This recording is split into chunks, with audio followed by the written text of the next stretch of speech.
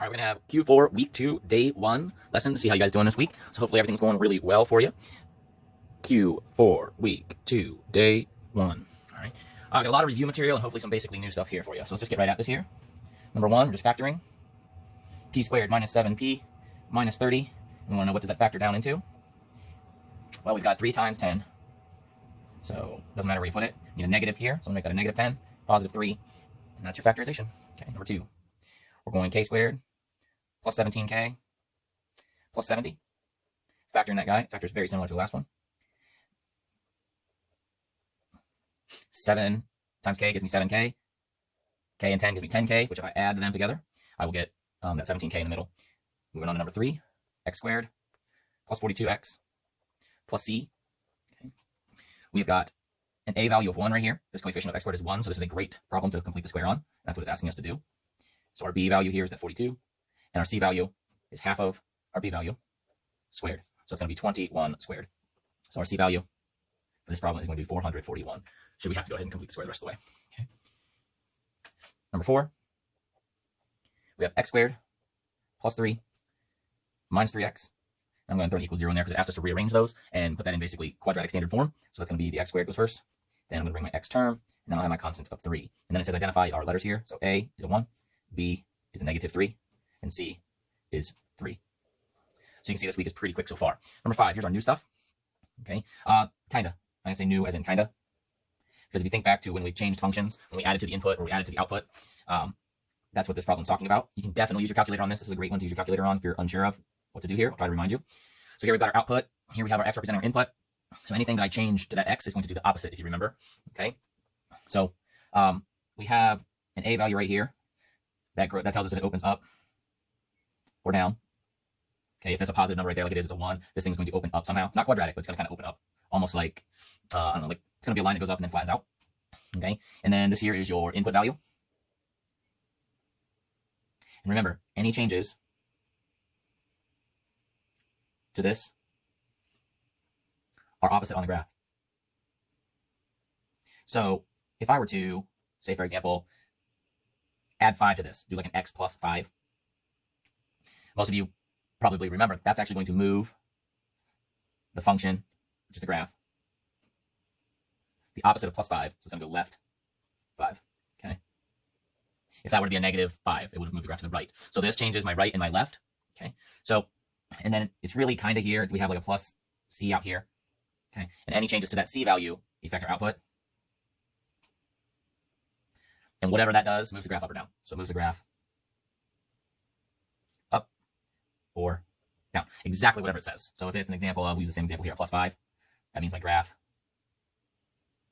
slides up 5 units. Okay? All right, so keeping all that in mind then, I'll actually do the problem then.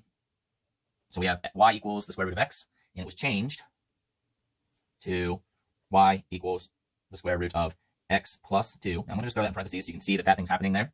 We're just doing an order of operations, but I'm going to go ahead and throw those in there just so you can see that has to happen first. And then we're going to add 3. All right, so whatever this looks like right here, and it kind of looks something like this. Okay? It's not exactly perfect, but I could have used a table to graph it. It looks something like that. This graph right here is going to be changed by plus 2 to my input. Okay, so this slides the graph 2 to the left. And then this right here translates, which means slides, up 3. So we have to pick the one that does that on the graph. And if you look carefully, the answer is going to be A. Okay? And a big note here. We've practiced all year. You can always use your calculator. Okay, if you can do this without a calculator, it's great. But your tests, both ACT and your achievement tests that you'll have to take, are designed for you guys to use that calculator and use it well. Okay. All right. So I'm going to continue on to the last few problems here. Okay. And I'm going to get out a couple different colors to think that'll help you here. So give me a second to change that. Okay. All right. So we now have technically brand new material, but we did do an extension on this one day in class. Okay. These are called piecewise functions. And piecewise functions, they follow different functions at different times.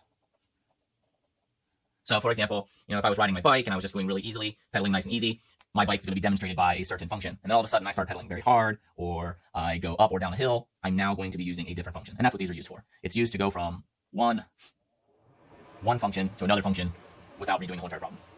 And you're going to use the function that goes with the proper input. These actually just tell you what to do. Okay, so once you see it, you'll figure it out. All right, so here's number 6. It says use the functions. So here are our functions. Our first function is 2x squared minus 1. And the second function is 3x plus 2. So you are going to use 2x squared minus 1 for some situation. And then in a different situation, you're going to use 3x plus 2. And then here are the situations. We're going to use the top one if our x values are less than or equal to negative 1. And we're going to use the bottom one if our x values are, the only thing that's left, greater than 1. Okay? All right, so I'm going to do this in different colors, and hopefully that'll help you. I'm going to call this top one rule 1. So we're going to be following that rule when our x values are less than or equal to 1. And then the bottom one I'll call rule 2. And we're going to be following the bottom rule when our x values are greater than negative 1. Okay? So in this very first problem, they give us f at 5. So they're saying our input is 5. Don't forget that's your input. It's your x value. Okay? So we would use, think about what rule, greater than negative 1. 5 is greater than negative 1. So we're going to use rule number 2. Okay? So it's just becomes substitution in then. Okay? You can keep it in function form. I'm going to go ahead and do that. So when my function has an input value of 5, I will take 3 times that input value of 5 and add 2 to it. And so I get, at 5, I get 17. So I have the point 5, comma, 17. Should I need to answer any particular questions about that? Okay. All right. Number 7. We have f at negative 1 using all the same rules. So that negative 1 is equal to our rule up there. So use rule number 1. Okay. So rule number 1, f at negative 1 is supposed to use 2 times our input squared minus 1. So order of operations, negative 1 times negative 1 is just 1.